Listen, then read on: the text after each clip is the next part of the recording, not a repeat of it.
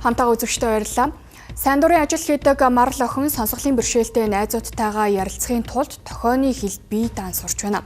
Хүмүүсийн царайнд инээмсэглэл тодруулах хамгийн сайхан мэдрэмж учраас тэрээр сайн дурын ажил хийж тохионы хэл сурч эхэлсэн байна.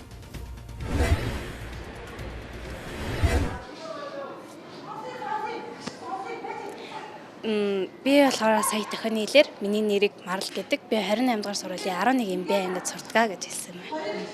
За хизэнээс яагаад тохионы хэл сурах вэ? Би өсвөрийн эмчийн сэргийлэх клуб байдаг.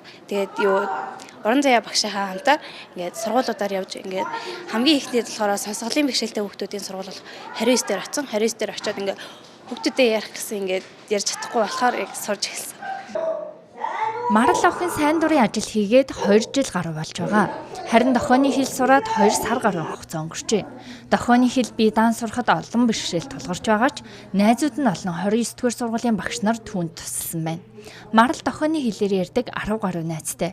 Тэрээр бусдад тусалдаг хүн болохын тулд 9-р ангиас цагдаа болохоор шийдэж чөлөө цагаараа сайн дурын ажил хийж сайн цагдаа болох суурь баг багаар тавьж байгаа нь энэ юм а.